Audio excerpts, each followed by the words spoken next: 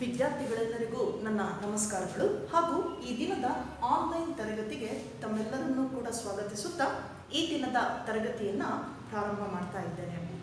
In the previous class we discussed about the second chapter of the last unit, ecology. That chapter is ecosystem. Now that ecosystem chapter completes in last class. Now in today's class we will discuss about the new chapter of ecology unit, that is biodiversity. ಇವತ್ತಿನ ಒಂದು ತರಗತಿಯಲ್ಲಿ ನಾವು biodiversity chapter ಅನ್ನ ನಾವಿವತ್ತು ಅಧ್ಯಯನ ಮಾಡಬೇಕಾಗಿದೆ. Ecology unit ಅಲ್ಲಿ ಬರುವಂತಹ 4 ಚಾಪ್ಟರ್ಸ್ಗಳಲ್ಲಿ ಅಧ್ಯಾಯಗಳಲ್ಲಿ ನಾವು 2 ಮುಗಿಸಿದ್ದೇವೆ. ಒಂದು population and organisms and population, then 2ನೇದು ಇಕೋಸಿಸ್ಟಮ್. ಈಗ ನಾವು 3ನೇ ಒಂದು ಚಾಪ್ಟರ್ ಅನ್ನ ಪ್ರಾರಂಭ ಮಾಡಬೇಕಾಗಿದೆ, ಅದು ಬಯೋಡೈವರ್ಸಿಟಿ. ನಾ so biodiversity, here it has this word biodiversity as 2 words. These 2 words combine together to form a single word. So biodiversity, ನೋಡಿ ಇದು ಒಂದು ವರ್ಡ್, ಇದು ಒಂದು ಪದ ಇದೆ ಬಯೋಡೈವರ್ಸಿಟಿ ಅಂತಕ್ಕಂಥದ್ದು. So it is composed of 2 words, 2 ಮತ್ತೆ ಪದಗಳಿಂದ ಕೂಡಿ ಒಂದು ವರ್ಡ್ ಆಗಿದೆ. ಯಾವ್ಯಾವ್ದದ್ದು ಅಂದಾಗ ಬಯೋ ಒಂದು ಕಡೆ ಇದೆ, so bio one word, that means life. Bio ಅಂದ್ರೆ ಲೈಫ್.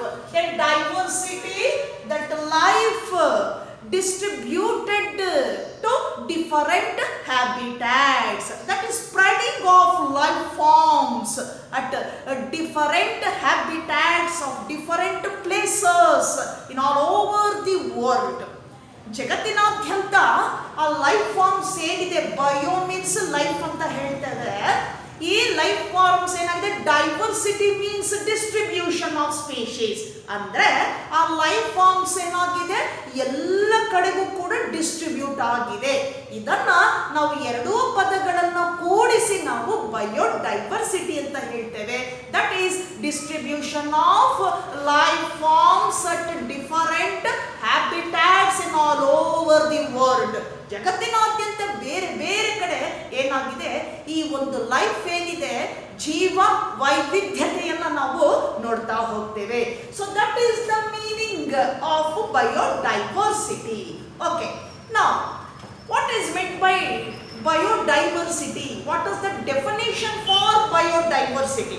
ಹಾಗಾದರೆ ಡೆಫಿನೇಷನ್ ಏನು ಕೊಡಬಹುದು ನಾವು ಬಯೋಡೈವರ್ಸಿಟಿಗೆ, ಏನಂತ ಅದನ್ನ ಸಮರ್ಥನೆ ಮಾಡಬಹುದು ಬಯೋಡೈವರ್ಸಿಟಿ ಅಂದ್ರೆ ಅಂದಾಗ, so it is defined as all kinds of life forms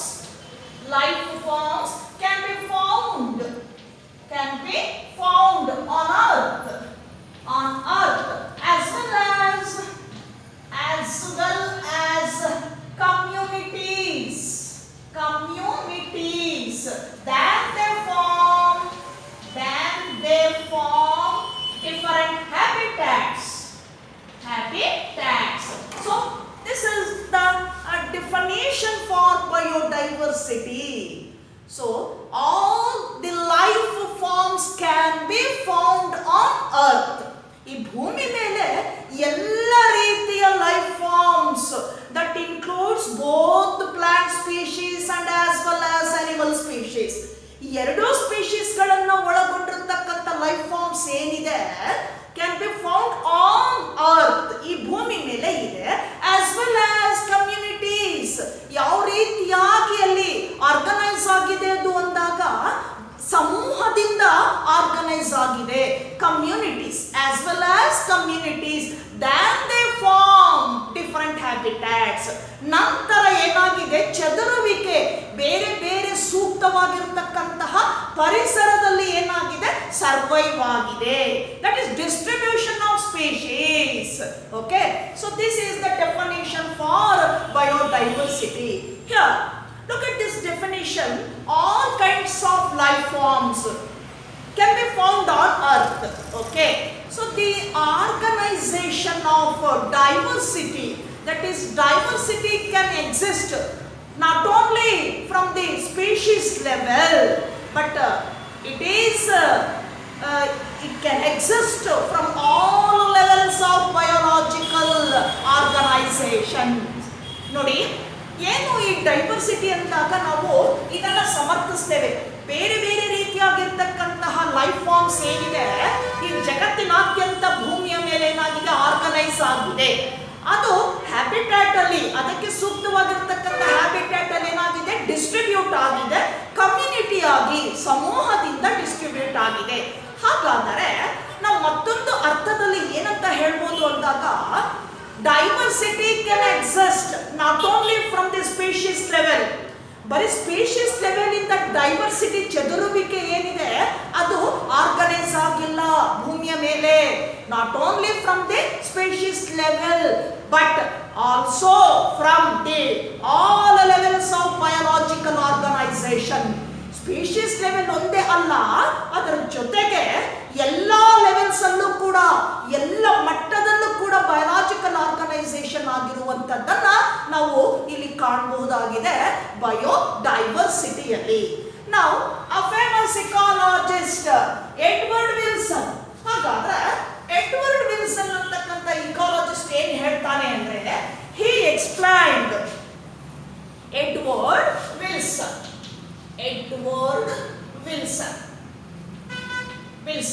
So, an ecologist explained combined diversity at all levels of biological organization. He said, ಅವನು ಏನು ಹೇಳ್ತಾನೆ, ಎಡ್ವರ್ಡ್ ವಿಲ್ಸನ್ ಏನು ಡೈವರ್ಸಿಟಿ ಇದೆ, ಬಯೋಡೈವರ್ಸಿಟಿ ಇದೆ, ಇದು ಕಂಬೈನ್ಡ್ ಡೈವರ್ಸಿಟಿ ಅಂತ ಹೇಳ್ತಾನೆ. What you mean combined? Here that is a combination of both plant and animal species. Then the existence of plant and animal species with the support of all levels of biological organization. Okay, ಅದಕ್ಕೆ ಪೂರಕವಾಗಿರ್ತಕ್ಕಂತಹ ಎಲ್ಲ ರೀತಿಯ levels ಏನಾಗುತ್ತೆ, support ಮಾಡ್ತದೆ. ಹಾಗಾಗಿ ಅವನು ಹೇಳ್ತಾನೆ, ಇದು not only from the species level, ಬರೀ ಸ್ಪೀಶೀಸ್ ಲೆವೆಲ್ ಇಂದ ಮಾತ್ರ ಡೈವರ್ಸಿಟಿ ಆಗಿಲ್ಲ, ಎಲ್ಲ ಲೆವೆಲ್ಸ್ ಇಂದ ಕಂಬೈನ್ಡ್ ಡೈವರ್ಸಿಟಿ ಅಂತ ಕರೀತಾನೆ. ಎಲ್ಲವೂ ಸೇರಿಕೊಂಡು ಏನಾಗಿದೆ, ಒಂದು ವೈವಿಧ್ಯತೆಯನ್ನು ಸೃಷ್ಟಿ ಮಾಡಿದೆ, ಆ ಡಿಸ್ಟ್ರಿಬ್ಯೂಷನ್ ಆಫ್ ಸ್ಪೀಶೀಸ್ ಅನ್ನ ಸೃಷ್ಟಿ ಮಾಡಿದೆ. So with A particular environment on the earth. So he said combined diversity in all the levels of biological organization, that is what we will call, or what he said, biodiversity. And now, so for human consideration at present, how many species are distributed in different habitats with a community?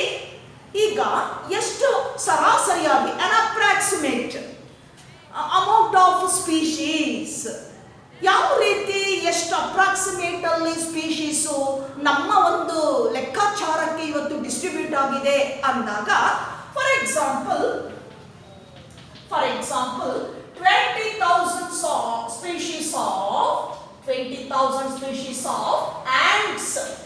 ಈಗೇನು ನಾವು ants ಅಂತ ಹೇಳ್ತೇವೆ, insects group ಅಲ್ಲಿ ಬರುವಂತದ್ದು, belongs to the phylum Arthropoda. ಇಲ್ಲಿ ಬರ್ತಕ್ಕಂಥ ಕೀಟಗಳು, ಇರುವೆಗಳು ಅಂತ ಏನ್ ಹೇಳ್ತಿರಲ್ಲ ಆಂಟ್ಸ್ ಅಲ್ಲಿ, ಸೊ ಅದು 20,000 ಸ್ಪೀಶೀಸ್ ಅಷ್ಟು ಡಿಸ್ಟ್ರಿಬ್ಯೂಟ್ ಆಗಿದೆ ಅದರ ಒಂದು species. Then 20,000 species of orchid plants. ಹಾಗೇನೆ 20,000 ಸ್ಪೀಶೀಸ್ ಅಷ್ಟು ಏನಾಗಿದೆ ಇವತ್ತು ಪ್ಲಾಂಟ್ ಕಮ್ಯುನಿಟಿಯಲ್ಲಿ ತೆಗೆದುಕೊಂಡಾಗ ಆರ್ಕಿಡ್ ಪ್ಲಾಂಟ್ಸ್ ಡಿಸ್ಟ್ರಿಬ್ಯೂಟ್ ಆಗಿದೆ. 20,000 species of orchid plants. Then again third one, 28,000 species of fishes. 28,000 species of fishes.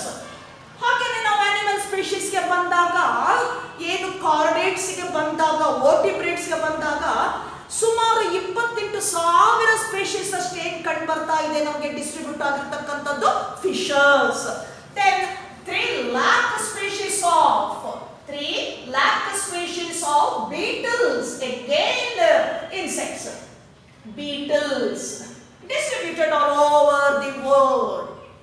ಹಾಗೇನೆ ನಾವು 3 ಲಕ್ಷದಷ್ಟು ಡಿಫರೆಂಟ್ ವೆರೈಟೀಸ್ ಏನಿದೆ ಬೀಟಲ್ಸ್, ನಾವು ದುಂಬಿಗಳು ಅಂತ ಹೇಳ್ತೇವಲ್ಲ, ಅದು ಆ ರೀತಿ ಸ್ಪೀಷಸ್ ಏನಾಗಿದೆ ಹೆಚ್ಚಿನ ಸಂಖ್ಯೆಯಲ್ಲಿ ಎಲ್ಲ ಕಡೆ ಕೂಡ, that is wide distribution of 3 lakh species of beetles. So this is an approximate that is the amount of species diversity on the earth for our consideration. ನಮ್ಮ ಒಂದು ಲೆಕ್ಕಾಚಾರಕ್ಕೆ ನಾವು ನೋಡಿದಾಗ ಇಷ್ಟು ನಮಗೆ ಸಿಗ್ತಾ ಹೋಗ್ತದೆ.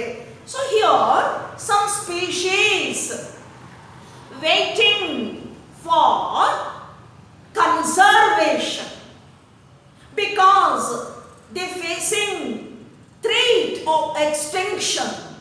ಇದರಲ್ಲಿ ಕೆಲವು ಏನಾಗಿದೆ, ಇವತ್ತು ಸಂರಕ್ಷಣೆಗಾಗಿ ಕಾಯುತ್ತಾ ಇದೆ, ಅವುಗಳನ್ನ ನಾವು ಅರ್ಜೆಂಟ್ ಆಗಿ ಸಂರಕ್ಷಿಸಬೇಕಾಗಿದೆ, ಕನ್ಸರ್ವ್ ಮಾಡಬೇಕಾಗಿದೆ. ಬಿಕಾಸ್ ಅವು ಅಪಾಯಕಾರಿ ಅಂಚಿನಲ್ಲಿದೆ. ನಾವು ಅದನ್ನು ಸಂರಕ್ಷಿಸದೆ ಹೋದಲ್ಲಿ ಆ ಸ್ಪೀಶೀಸ್ಗಳು ಕಣ್ಮರೆಯಾಗುತ್ತೆ, ಜಗತ್ತಿನಿಂದ ಕಣ್ಮರೆಯಾಗ್ತದೆ. ಅಂತ ಕೆಲವು ಸ್ಪೀಶೀಸ್ ಕೂಡ ವೇಟ್ ಮಾಡ್ತಾ ಇದೆ. That some species yet to be discovered. ಇನ್ನು ಕೆಲವು ಸ್ಪೀಶೀಸ್ ಅನ್ನು ನಾವು ಡಿಸ್ಕವರ್ ಮಾಡಬೇಕಾಗಿದೆ, ಅವುಗಳನ್ನ ನಾವು ಕಂಡುಹಿಡಿಯಬೇಕಾಗಿದೆ. So levels of biodiversity. ಈಗ ನಾವು ಲೆವೆಲ್ಸ್ ಗೆ ಹೋಗೋಣ. ಹೇಗಿದೆ ಲೆವೆಲ್ಸ್ ಅಲ್ಲಿ ಬಯೋಡೈವರ್ಸಿಟಿಯಲ್ಲಿ? Levels of biodiversity. Here there are 3 levels of diversity. That means a species diversity, distribution of species at different habitats with very well communities. ಈಗ ಅದರದೇ ಆದ ಸಮೂಹದಲ್ಲಿ ಏನಾಗಿದೆ, ಸೂಕ್ತವಾಗಿರ್ತಕ್ಕಂತಹ ಪರಿಸರದಲ್ಲಿ ಏನಾಗಿದೆ, ಅದು ಡಿಸ್ಟ್ರಿಬ್ಯೂಟ್ ಆಗಿದೆ. ಹಾಗಾಗಿ ನಾವಿಲ್ಲಿ ಲೆವೆಲ್ಸ್ ಅನ್ನ ಕೊಡ್ತಾ ಹೋಗಿದ್ದೀವಿ. ಯಾವ ಸ್ಪೀಶೀಸ್ ಯಾವ ಲೆವೆಲ್ ಇಂದ ಡಿಸ್ಟ್ರಿಬ್ಯೂಟ್ ಆಗಿದೆ, ದಟ್ಸ್ ವೆರಿ ಇಂಪಾರ್ಟೆಂಟ್. ಅದು ನಮಗೆ ಬಹಳ ಮುಖ್ಯವಾಗಿರ್ತಕ್ಕಂಥದ್ದು. So either by genetic level or by species level or by ecological level. Now based on this aspect we can be classified levels of biodiversity into 3 types or 3 levels.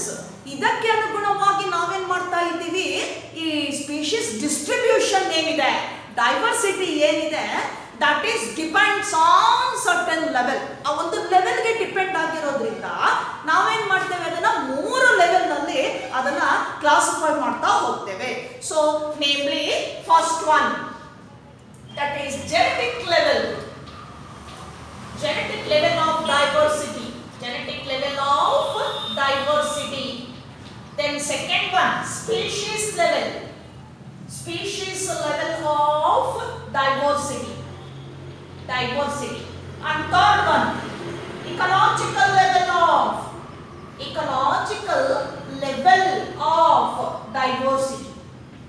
Diversity. So these are main 3 levels of distribution of species all over the world.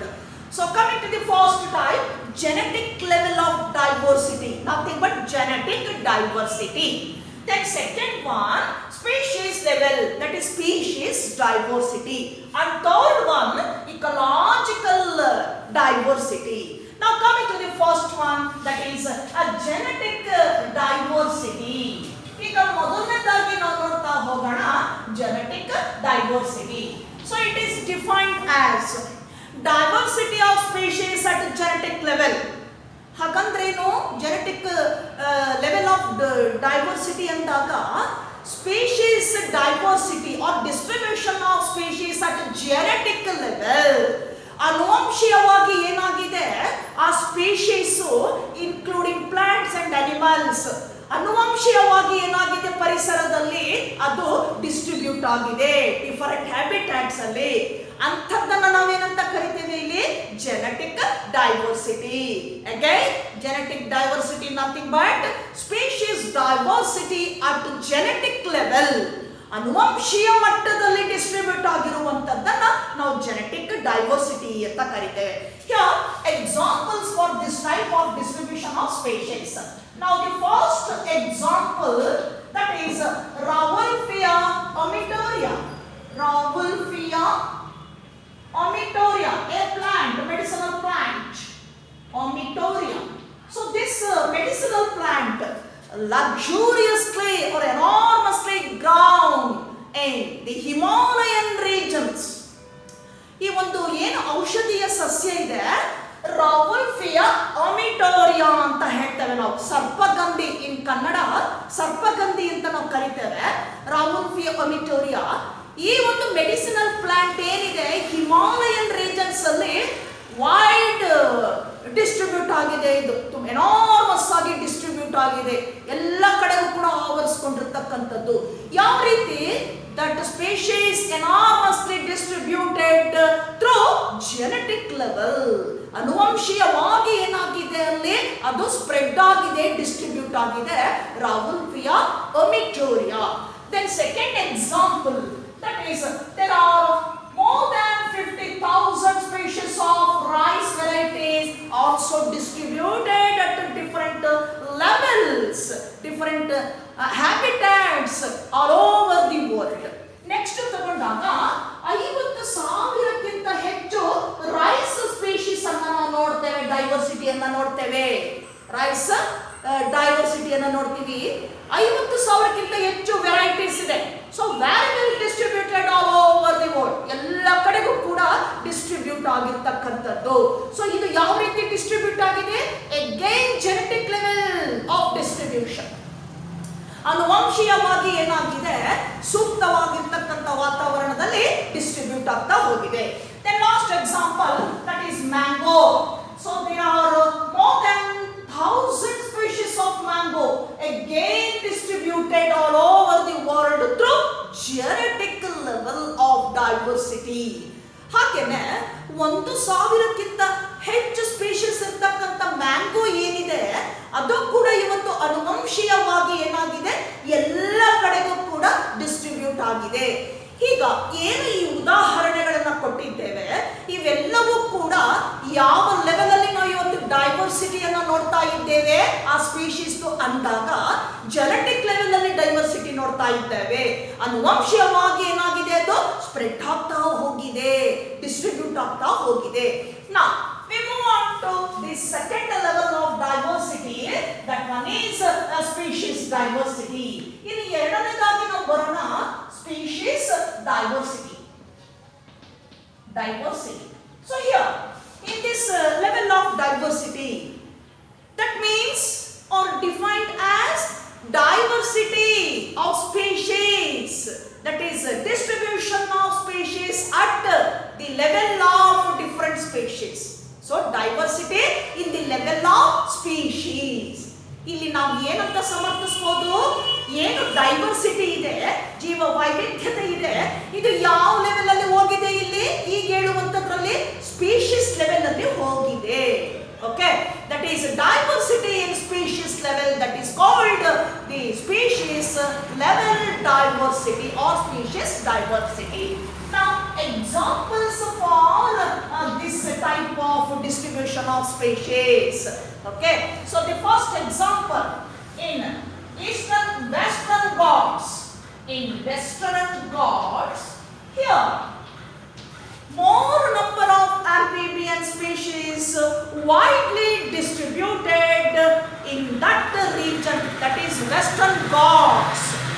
ಏನು ಪಶ್ಚಿಮ ಒಂದು ಘಟ್ಟಗಳಲ್ಲಿ ಏನಾಗಿದೆ, ಇವತ್ತು ನಾವು amphibian species ಅನ್ನು ನೋಡ್ತಾ ಇದ್ದೇವೆ. More number of amphibian species, so very well distributed in that area, that is Western Ghats. ಆ ಒಂದು ಪಶ್ಚಿಮ ಘಟ್ಟಗಳಲ್ಲಿ ಏನಾಗಿದೆ, ಇವತ್ತು ಆಂಫಿಬಿಯನ್ ಸ್ಪೀಶೀಸ್ ಏನಾಗಿದೆ, ತುಂಬಾ ಎನಾರ್ಮಸ್ ಆಗಿ ಅಲ್ಲಿ ಡಿಸ್ಟ್ರಿಬ್ಯೂಟ್ ಆಗಿದೆ when compared to eastern Ghats of India. So ಅದೇ ರೀತಿ ನಾವು ಏನು ಈಸ್ಟರ್ನ್ ಘಾಟ್ಸ್ಗೆ ತಗೊಂಡಾಗ ಅಲ್ಲಿ ಈ ಒಂದು ಆಂಫಿಬಿಯನ್ ಸ್ಪೀಶೀಸ್ ಒಂದು ಸಂಖ್ಯೆ ಏನಾಗಿದೆ ಅಲ್ಲಿ ಕಡಿಮೆಯಾಗಿದೆ. ಕಂಪೇರ್ ಮಾಡಿದಾಗ ಪಶ್ಚಿಮ ಘಟ್ಟಗಳಲ್ಲಿ ಕಂಡು ಬರುವಂತಹ ಉಭಯವಾಸಿಗಳ ಸಂಖ್ಯೆ ಹೆಚ್ಚಿದ್ದು, ಇದು ನಾವು ಈಸ್ಟರ್ನ್ ಘಾಟ್ಸ್ ಅಲ್ಲಿ ನೋಡಿದಾಗ ಏನಾಗ್ತದೆ ಇಲ್ಲಿ ಕಡಿಮೆ ಆಗ್ತಾ ಬರ್ತದೆ. ಯಾಕೆ ಅಂದಾಗ ಆ ಒಂದು environment that is favourable or suitable for the existence of those amphibian species. So here there the distribution of species, amphibian species at species level, okay, diversity at species level, ಆ ಸ್ಪೀಶೀಸ್ ಲೆವೆಲ್ ಅಲ್ಲಿ distribute ಆಗಿದೆ ಅದು ಅಲ್ಲಿ ಎಲ್ಲಿ western Ghats ಅಲ್ಲಿ. Now the third one, that is the ecological diversity. ecological diversity. ಇನ್ನು ಮೂರನೇದಾಗಿ ನಾವು ಬರೋಣ ಇಕಲಾಜಿಕಲ್ ಡೈವರ್ಸಿಟಿ ಅಂತ ಕರೀತೇವೆ. Here what is meant by ecological diversity? So diversity at ecosystem level. ಇಲ್ಲಿ ನಾವು ಡೈವರ್ಸಿಟಿ ಏನಿದೆ, ಸ್ಪೀಶೀಸ್ ಡೈವರ್ಸಿಟಿ ಯಾವ ಲೆವೆಲ್ ಅಲ್ಲಿ ಡಿಸ್ಟ್ರಿಬ್ಯೂಟ್ ಆಗಿದೆ? ಇಲ್ಲಿ ಇಕೋಸಿಸ್ಟಮ್ ಲೆವೆಲ್ ಅಲ್ಲಿ ಡಿಸ್ಟ್ರಿಬ್ಯೂಟ್ ಆಗಿದೆ. ಯು ನೋ ದಟ್ ಇಕೋಸಿಸ್ಟಮ್ ಏನು ನಾವು ಸ್ಟಡಿ ಮಾಡಿದೀವಿ ಎರಡನೇ ಒಂದು ಚಾಪ್ಟರ್ ಅಲ್ಲಿ ಇಕೋಸಿಸ್ಟಮ್ ಅಂತಕ್ಕಂಥದ್ರಲ್ಲಿ. ಸೊ ಏನು ಈ ಇಕೋಸಿಸ್ಟಮ್ ಇದೆ, ಈ that is the interaction between biotic and abiotic factors in that particular environment, that is ecosystem. So ಈ ಸ್ಪೀಶೀಸ್ ಡೈವರ್ಸಿಟಿಯನ್ನು ನಾವು ಡಿಫರೆಂಟ್ ಇಕೋಸಿಸ್ಟಮ್ ಅಲ್ಲಿ ಏನ್ ಮಾಡ್ತಾ ಇದೀವಿ ಇವತ್ತು ನೋಡ್ತಾ ಇದ್ದೇವೆ. ಅದನ್ನ ನಾವು ದಟ್ ಈಸ್ ಇಕಲಾಜಿಕಲ್ ಡೈವರ್ಸಿಟಿ ಅಂತ ಕರೀತೇವೆ. So ecological diversity is nothing but diversity at ecosystem level. Here some examples are there. So that is different types of ecosystem like desert ecosystem, rainforest ecosystem, then alpine meadow ecosystem, then tundra ecosystem, then like that desert, rainforest, alpine meadows, coniferous, tundra. So different types of ecosystem. Now species distributed in that particular type of ecosystem. ಆ level ಅಲ್ಲಿ ಏನಾಗಿದೆ species ಇವತ್ತು ಜೀವ ವೈವಿಧ್ಯತೆಯನ್ನ ನಾವು ನೋಡ್ತಾ ಹೋಗ್ತೀವಿ. Dessert ಅಲ್ಲೇ one type species ಇದೆ, ಹಾಗೆ ನಾವು ರೈನ್ ಫಾರೆಸ್ಟ್ ಅಲ್ಲೇ ನಾವು ಬೇರೆ ಬೇರೆ ಸ್ಪೀಶೀಸ್ ಅನ್ನ ನೋಡ್ತೇವೆ. ಥಂಡ್ರಾ ಅಲ್ಲಿ ಬೇರೆ ನೋಡ್ತೀವಿ, ಆಲ್ಪೈನ್ ಮೆಡೋಸ್ ಅಲ್ಲಿನೂ ಕೂಡ ಬೇರೆ ಬೇರೆ ನೋಡ್ತೇವೆ. ನಾವು in alpine meadows here that ecosystem has greater diversity than Norway. ಸೊ ನಾರ್ವೆಗೆ ಕಂಪೇರ್ ಮಾಡಿದಾಗ ನಾವು ಆಲ್ಪೈನ್ ಮೆಡೋ ಇಕೋಸಿಸ್ಟಮ್ ಅಲ್ಲಿ ಏನಿದೆ ಆ ಡೈವರ್ಸಿಟಿ ಏನಿದೆ ಸ್ಪೀಶೀಸ್ ಹೆಚ್ಚಿದೆ ಕಂಪೇರ್ ಮಾಡಿದಾಗ, ನಾರ್ವೆಗೆ ಕಂಪೇರ್ ಮಾಡಿದಾಗ. So this is the third level of diversity, nothing but ecological diversity. ನಾ so these are good examples how species distributed at different habitats and survived. Okay, so distribution of species at different levels, genetic level, ecological level and species level. Now the next one, that is a species diversity on earth. That means how many species on earth and how many species distributed in India. Okay, ಈಗ ಒಂದು ಸರಾಸರಿ average ಅನ್ನ ನಾವು ನೋಡ್ತಾ ಹೋಗೋಣ. Earth ಅಲ್ಲಿ ಭೂಮಿ ಮೇಲೆ ಎಷ್ಟು ರೀತಿಯಾಗಿ ಎಷ್ಟು ಪರ್ಸೆಂಟ್ ಅಷ್ಟು ಸ್ಪೀಶೀಸ್ ಡಿಸ್ಟ್ರಿಬ್ಯೂಟ್ ಆಗಿದೆ, ಹಾಗೇನೆ ನಾವು ಭಾರತದಲ್ಲಿ ತೆಗೆದುಕೊಂಡಾಗ ಎಷ್ಟು ಪರ್ಸೆಂಟ್ ಅಷ್ಟು ಸ್ಪೀಶೀಸ್ ಡಿಸ್ಟ್ರಿಬ್ಯೂಷನ್ ಅನ್ನ ನಾವು ನೋಡ್ತಾ ಹೋಗ್ತೇವೆ ಅಂತ ಹೇಳೋದು. That is how many species on earth and how many species distributed in India. Now, so according to IUCN report 2004, according to IUCN report 2004, what is IUCN? International union for conservation nature. IUCN ಅಂದ್ರೆ international union for conservation nature. So that is IUCN. ಈ IUCN report ಪ್ರಕಾರ 2004ರಲ್ಲಿ ಒಂದು estimation, appropriate estimation of diversity of species in different habitats of all over the world and in India also. ನಮ್ಮ ಇಂಡಿಯಾದಲ್ಲಿ ಎಷ್ಟಾಗಿದೆ ಆ ಒಂದು species distribution, ಹಾಗೆ ಸರಾಸರಿಯಾಗಿ ಜಗತ್ತಿನಾದ್ಯಂತ ಈ ರಿಪೋರ್ಟ್ ಪ್ರಕಾರ ಹೇಗೆ ಡಿಸ್ಟ್ರಿಬ್ಯೂಟ್ ಆಗಿದೆ ಸ್ಪೀಶೀಸು, ಎಷ್ಟು ಅಮೌಂಟ್ ಅಲ್ಲಿ ಅನ್ನುವಂಥದ್ದನ್ನ ನಾವಿಲ್ಲಿ ನೋಡ್ತಾ ಹೋಗೋಣ. So according to IUCN 2004, here the 1.5 millions of species were distributed on. ನಾವು ಈ ರಿಪೋರ್ಟ್ ಪ್ರಕಾರ ತಗೊಂಡಾಗ 1.5 ಮಿಲಿಯನ್ಸ್ ಅಷ್ಟೇನಾಗಿದೆ ಸ್ಪೀಶೀಸು 2004ರ ಒಂದು ರಿಪೋರ್ಟ್ ಪ್ರಕಾರ ತಗೊಂಡಾಗ ಡಿಸ್ಟ್ರಿಬ್ಯೂಟ್ ಆಗಿದೆ. ಓಕೆ, 1.5 ಅಷ್ಟು. Later some ecologist estimated the approximate amount of distribution of species. ನಂತರ ಅನೇಕ ಇಕಾಲಜಿಸ್ಟ್ಗಳು ಒಂದು ಸರಾಸರಿ ಅಂಕಿಅಂಶವನ್ನು ಕೊಡ್ತಾರೆ. ಎಷ್ಟು ಪ್ರಮಾಣದಲ್ಲಿ ಈ ಒಂದು ಸ್ಪೀಶೀಸ್ಗಳು, plant or animal species both ಎರಡು ಕೂಡ ಸೇರಿ ಯಾವ ರೀತಿ ಎಷ್ಟು ಪ್ರಮಾಣದಲ್ಲಿ ಡಿಸ್ಟ್ರಿಬ್ಯೂಟ್ ಆಗಿದೆ ಅನ್ನುವಂಥದ್ದನ್ನ ಕೊಡ್ತಾ ಹೋಗ್ತಾರೆ. So that may be 20 to 50 millions. 20 to 50 millions according to some ಇಕಾಲಜಿಸ್ಟ್.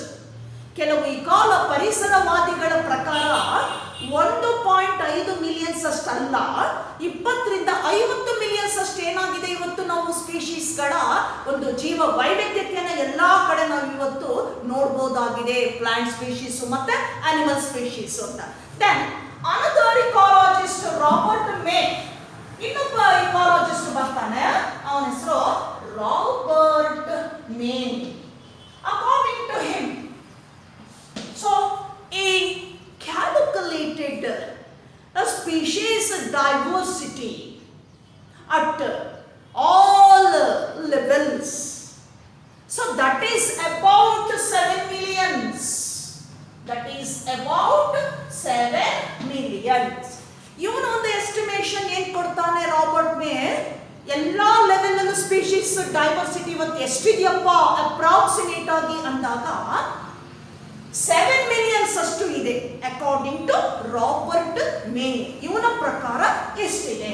Okay, ಹಾಗೇನೆ according to him among 7 millions, okay, 70% of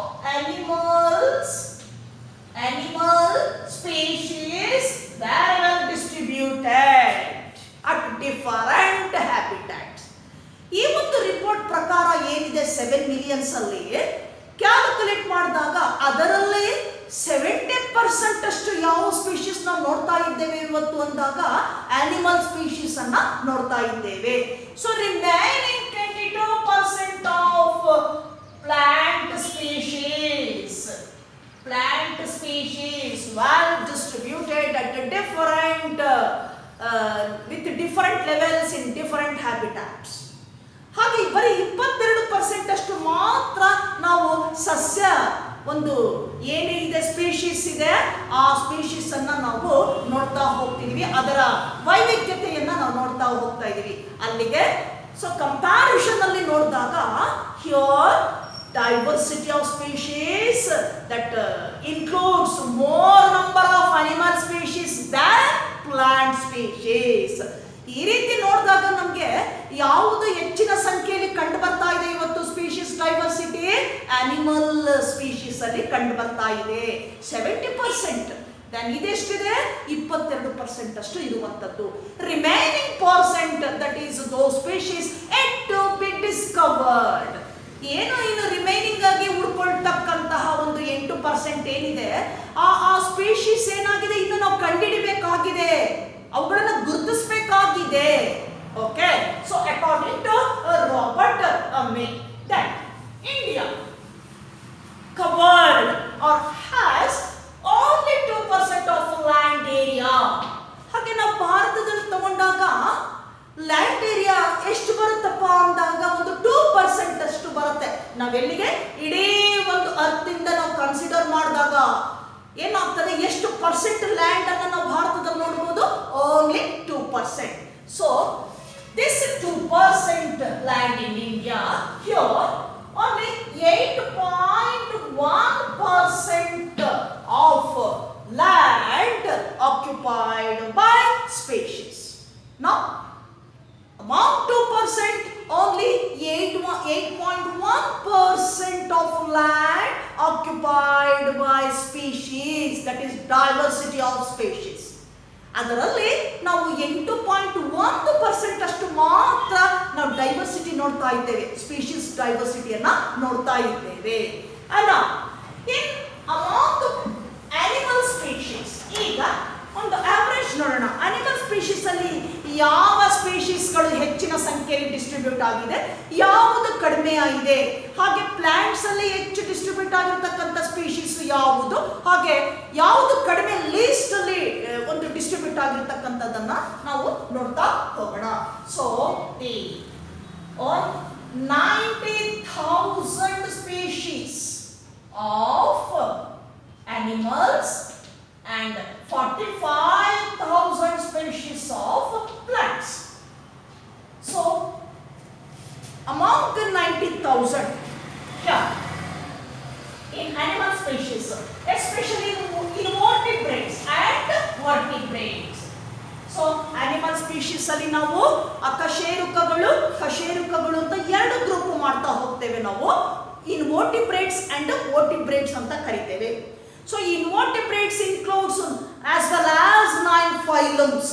ಬೆನ್ನುಮೂಳೆ ಇಲ್ಲದೆ ಇರತಕ್ಕಂಥದ್ರಲ್ಲಿ 9 ಕೆಟಗರಿಗಳಿದ್ದಾವೆ. ಹಾಗೇನೆ according to vertebrates, chordates, so that includes subphylum Vertebrata, that includes 5 classes: pisces, amphibians, reptiles, birds and mammals. So all they belong to the group that is chordate, subphylum Vertebrate. ಹೀಗೆ ನಾವು ಎರಡು ಗುಂಪು ನೋಡಬೇಕಾಗ್ತದೆ animals ಅಲ್ಲಿ. Among invertebrates, ಹಾಗಾದ್ರೆ ಅಕಶೇರುಕಗಳಲ್ಲಿ species diversity ಹೇಗಿದೆ ನೋಡೋಣ. Among invertebrates, insect species are more. Diversity of insect species are more than other species. ನಾವು ಅಕಶೇರುಕಗಳಲ್ಲಿ ತಗೊಂಡಾಗ ಕೀಟಗಳ ಗುಂಪೇನಿದೆ ಅದು ಹೆಚ್ಚಿನ ಸಂಖ್ಯೆಯಲ್ಲಿ ಇವತ್ತೇನಾಗಿದೆ, ಡಿಸ್ಟ್ರಿಬ್ಯೂಟ್ ಆಗಿದೆ. ಅಕಶೇರುಕಗಳಲ್ಲಿ ಇನ್ವರ್ಟಿಬ್ರೇಟ್ಸ್ ಅಲ್ಲಿ ತಗೊಂಡಾಗ ದೇ ಆಕ್ಯುಪೈಡ್ 50%, 70%, 70% ಅಷ್ಟು ಆಕ್ಯುಪೈ ಮಾಡ್ಕೊಂಡಿದೆ, ಡಿಸ್ಟ್ರಿಬ್ಯೂಟ್ ಆಗಿದೆ insect species. Then remaining 30% occupied by molluscans, crustaceans, then echinodermata and other phylums. ಇದು 70% ಬಿಟ್ಟು ಇನ್ನು ಉಳಿದಿರ್ತಕ್ಕಂಥ 30% ಅನ್ನ ಕೆಲವು ಕ್ರಸ್ಟೇಷನ್ ಇರಬಹುದು, ಅಥವಾ ಮೃದ್ವಂಗಿಗಳಿರಬಹುದು, ಅಥವಾ ಏನು ಕಂಟಕ ಚರ್ಮಿಗಳಿರಬಹುದು, ಸೀಲಿಯಂಟ್ರೇಟ್ಸ್ ಇರಬಹುದು. ಈ ಒಂದು ಫೈಲಮ್ ಸ್ಪೀಶೀಸ್ ಏನಾಗಿದೆ, ಆಕ್ಯುಪೈ ಮಾಡ್ಕೊಂಡಿದೆ. ಹಾಗಾದ್ರೆ ನಾವೇನು ಯಾವ ರೀತಿ ಕ್ಯಾಲ್ಕುಲೇಟ್ ಮಾಡ್ತೇವೆ ಅಂದ್ರೆ, among 10 species 7 species are insects. ಇದನ್ನ ನಾವು ಯಾವ ತರ ಕ್ಯಾಲ್ಕುಲೇಟ್ ಮಾಡ್ಕೊಳ್ಬಹುದು, ನಾವು ಉದಾಹರಣೆಯಾಗಿ 10 ಸ್ಪೀಶೀಸ್ ಅನ್ನ ತಗೊಂಡ್ರೆ ಅದರಲ್ಲಿ 7 ಯಾವುದಾಗಿರ್ತದೆ, ಇನ್ಸೆಕ್ಟ್ ಆಗಿರ್ತದೆ, ಇನ್ನು 3 ಅದರ್ ಆಗಿರ್ತದೆ. ಹಾಗೆ 70% ಅಷ್ಟು ನಾವು ಇನ್ಸೆಕ್ಟ್ಸ್ ಅನ್ನ ನೋಡಿದ್ರೆ, ಇನ್ನು 30% ಅಷ್ಟಲ್ಲಿ ಏನೇನು ನೋಡ್ತೇವೆ ನಾವು, ಕ್ರಸ್ಟೇಷನ್ಸ್ ಇರ್ಬೋದು, ದಟ್ ಈಸ್ ಎಖನೋಡರ್ಮೈಟ್ಸ್ ಇರ್ಬೋದು, ಅಥವಾ ನಾವು ನೋಡ್ತಕ್ಕಂತಹ ಆರ್ಥ್ರೋಪಾಡ್ಸ್ ಇರ್ಬೋದು, ಅಥವಾ ಸೀಲಿಯಂಟ್ರೇಟ್ಸ್ ಇರ್ಬೋದು. ಈ ರೀತಿ ಬೇರೆ ಫೈಲಮ್ ಸ್ಪೀಶೀಸ್ ಅನ್ನ ನಾವು ನೋಡ್ತಾ ಹೋಗ್ತೇವೆ. Coming to the vertebrate side, ಹಾಗಾದ್ರೆ ಕಶೇರುಕಗಳಲ್ಲಿ ಎಷ್ಟು ಯಾವುದು ಹೆಚ್ಚಿನ ಸಂಖ್ಯೆಯಲ್ಲಿದೆ ಅಂದಾಗ, so in vertebrates fishes occupied more spaces than other vertebrates. ಏನು ನಾವು ವರ್ಟಿಬ್ರೇಟ್ಸ್ ಬಂದಾಗ ಈ ಒಂದು ಫಿಶಸ್ ಏನಿದೆ, ಪೈಸಸ್ ಸ್ಪೀಶೀಸ್ ಏನಿದೆ, ಈ ಫಿಶಸ್ ಏನಾಗಿದೆ 50% ಅಷ್ಟು ಆಕ್ಯುಪೈ ಮಾಡ್ಕೊಂಡಿದೆ ಒಟ್ಟು ಇರ್ತಕ್ಕಂಥ ಸ್ಪೀಶೀಸ್ ಅಲ್ಲಿ. Remaining 50% of vertebrates occupied by amphibians, reptiles, birds and mammals. ಉಳಿದಿರ್ತಕ್ಕಂಥದ್ರಲ್ಲಿ ಇವುಗಳು ಆಕ್ಯುಪೈ ಮಾಡ್ಕೊಂಡಿದೆ. ಹಾಗಾದ್ರೆ ನಿಮಗೆ ಒಂದು ಸರಿಯಾಗಿರ್ತಕ್ಕಂಥ ಒಂದು ಇನ್ಫಾರ್ಮೇಶನ್ ಸಿಗ್ತದೆ ಇಲ್ಲಿ. ಇನ್ವರ್ಟಿಬ್ರೇಟ್ಸ್ ಅಲ್ಲಿ ಯಾವುದು ಹೆಚ್ಚಿನ ಸಂಖ್ಯೆಯಲ್ಲಿ ಇರ್ತಕ್ಕಂಥದ್ದು ಇನ್ಸೆಕ್ಟ್ಸ್, ಹಾಗೆ ವರ್ಟಿಬ್ರೇಟ್ಸ್ ಅಲ್ಲಿ ಯಾವುದು ಹೆಚ್ಚಿನ ಸಂಖ್ಯೆಯಲ್ಲಿ ಇರ್ತಕ್ಕಂಥದ್ದು Fisher's. Now we move on to the plant side. ಹಾಗಾದ್ರೆ ಪ್ಲಾಂಟ್ಸ್ ಅಲ್ಲಿ ಯಾವ ಸ್ಪೀಶೀಸ್ ಜಾಸ್ತಿ ಇದೆ ನೋಡೋಣ. So in plant side here 50% of species occupied by fungi. ಯಾವುದು ಫಂಗೈ. ಏನು ನೀವು ಈ ಫಂಗೈ ಅಂತ ಹೇಳ್ತಿರಲ್ಲ, ಆ ಫಂಗೈನಲ್ಲಿ ಡಿಫ್ರೆಂಟ್ ವೆರೈಟೀಸ್ ಇದೆ. ಅರ್ಥ ಆಗ್ತಿದೆಯಲ್ಲ? ಆ ಡಿಫ್ರೆಂಟ್ ವೆರೈಟೀಸ್ ಏನಿದೆ ಇವತ್ತು ನಾವು ಕ್ಯಾಲ್ಕುಲೇಟ್ ಮಾಡಿದಾಗ ಅಪ್ರಾಕ್ಸಿಮೇಟ್ ಆಗಿ 50% ಅಷ್ಟು ಏನಾಗಿದೆ ಅಮಾಂಗ್ 100 ಅಲ್ಲಿ ತಗೊಂಡಾಗ 50 ಅಂದ್ರೆ ಆಫ್ ಏನಿದೆ that is bounded or surrounded or occupied by fungi ಅಂತ ಕರಿತೀವಿ. ಅರ್ಥ ಆಗ್ತಿದೆಯಲ್ಲ? ಸೊ ರಿಮೈನಿಂಗ್ ನಾವು ತಗೊಂಡಾಗ ಫಂಗೈ ಆದ್ಮೇಲೆ ಏನಿದೆ ರಿಮೈನಿಂಗ್ ತಗೊಂಡಾಗ that is angiosperms, flowering plants, angiosperms, then algae and lichens. Then here bryophytes and pteridophytes. Bryophytes and pteridophytes. And look at this structure. So plant side ಅಲ್ಲಿ ನೋಡಿದಾಗ ನೋಡಿ ಫಂಗೈ ಏನಾಗಿದೆ 50% ಅಷ್ಟು ಆಕ್ಯುಪೈ ಮಾಡ್ಕೊಂಡಿದೆ. ಓಕೆ, 50% ಅಷ್ಟು ಏನಾಗಿದೆ ಆಕ್ಯುಪೈ ಮಾಡ್ಕೊಂಡಿದೆ fungi species. That is Mycota, belongs to the kingdom Mycota. ಹಾಗಾದ್ರೆ ಉಳಿದಿರ್ತಕ್ಕಂಥದ್ರಲ್ಲಿ ನೆಕ್ಸ್ಟ್ ಯಾವುದು ಹೆಚ್ಚಿರ್ತಕ್ಕಂಥ ಸ್ಪೀಶೀಸ್ ಅಂದಾಗ ಏಂಜಿಯೋಸ್ಪರ್ಮ್ಸ್, ಫ್ಲವರಿಂಗ್ ಪ್ಲಾಂಟ್ಸ್ ಅನ್ನ ನಾವು ನೋಡ್ತೇವೆ. ಹಾಗೇನೆ ಇಲ್ಲಿ ಮತ್ತೆ ನಾವೊಂದು 10% ಅಷ್ಟು ಯಾವ್ದನ್ನು ನೋಡ್ತೀವಿ ಆಲ್ಗೆ, ಲೋಯರ್ ಪ್ಲಾಂಟ್ಸ್ ಆಲ್ಗೆ, ಹಾಗೇನೆ lichens. That is association of both algal and fungal component, lichens ಅಂತ ಕರಿತೇವೆ ನಾವು. ಅದು ಆಕ್ಯುಪೈ ಮಾಡ್ಕೊಂಡಿದೆ. ಹಾಗೆ ನಾವು ಈ ಕಡೆ ನೋಡಿದಾಗ ಬ್ರಯೋಫೈಟ್ಸ್, ದೆನ್ ಟೆರಿಡೋಫೈಟ್ಸ್, ಮಾಸಸ್ ಅಂತ ಹೇಳ್ತೀವಿ ಅದು, ಮತ್ತೆ ಟೆರಿಡೋಫೈಟ್ಸ್ ಅಂತ ಹೇಳ್ತೇವೆ, forms. Okay, best example form, ಇದು ಆಕ್ಯುಪೈ ಮಾಡ್ಕೊಂಡಿರೋದನ್ನ ನಾವು ನೋಡ್ತೇವೆ. ಹಾಗಾದರೆ ಪ್ಲಾಂಟ್ ಸ್ಪೀಶೀಸ್ ಅಲ್ಲಿ ಹೆಚ್ಚಿನ ಸಂಖ್ಯೆಯಲ್ಲಿ ನಾವು ಯಾವ್ದು ನೋಡ್ತಾ ಇದ್ದೇವೆ ಇವತ್ತು ಫಂಗೈ ಅಂತ ಕರಿತೀವಿ. ಶಿಲೀಂಧ್ರವನ್ನ ನಾವು ಹೆಚ್ಚಾಗಿ ನೋಡ್ತಾ ಇದ್ದೇವೆ. Then place occupied by the next place occupied by flowering plants, angiosperms, then algae, then bryophytes, pteridophytes, lichens. Okay, so coming to the animal side, ಹಾಗಾದ್ರೆ animal side ಅಲ್ಲಿ ಒಂದು ಡಯಾಗ್ರಾಮ್ ಅನ್ನು ಬರೆದು ತೋರಿಸೋಣ. So ಒಂದು invertebrate side, invertebrate, then vertebrate. Okay, invertebrate ಅಲ್ಲಿ insects, then molluscans, then crustaceans nothing but phylum Arthropoda, and other species. Okay, so insect ಇದು ನೋಡಿ, ಇದು ಪೂರ್ತಿ ಇನ್ಸೆಕ್ಟ್ ಇದೆ. ಸ್ವಲ್ಪ ಭಾಗ ಯಾವ್ದಿದೆ ನಮಗೆ ಈ ಇನ್ಸೆಕ್ಟ್ ಆದ ನಂತರ ಬರ್ತಕ್ಕಂಥದ್ದು that is molluscans, crustaceans and other species. ನೆನಪಲ್ಲಿ ಇಟ್ಕೊಳ್ಬೇಕು ನೀವು. ಇನ್ವರ್ಟಿಬ್ರೇಟ್ಸ್ ಅಲ್ಲಿ ಹೆಚ್ಚಿನ ಸಂಖ್ಯೆಯಲ್ಲಿ ಇರ್ತಕ್ಕಂಥದ್ದು ಕೀಟಗಳ ಗುಂಪು. ಕಮಿಂಗ್ ಟು ದಿ ವರ್ಟಿಬ್ರೇಟ್ಸ್ ಬಂದಾಗ ಯಾವ ರೀತಿ ಆಕ್ಯುಪೈ ಮಾಡ್ಕೊಂಡಿದೆ 50% occupied by fishes, pisces. Okay, then amphibians, birds or reptiles. Here amphibians, birds, reptiles and mammals. Look at this diagram. ನೋಡಿ, ಇದರಲ್ಲಿ ನಾವು ಫಿಶಸ್ ಅನ್ನ ಹೆಚ್ಚಿನ ಸಂಖ್ಯೆಯಲ್ಲಿ ನೋಡ್ತೀವಿ. ನಂತರದ ಸ್ಥಾನ ಆಂಫಿಬಿಯನ್ಸ್, ಆಮೇಲೆ reptiles, birds and mammals. So this is how many species distributed in India and how many species distributed on earth.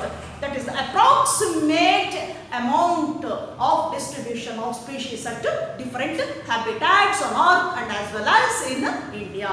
So this is enough for this class. Then I will take up the next concept of this chapter in next class. Till then, goodbye.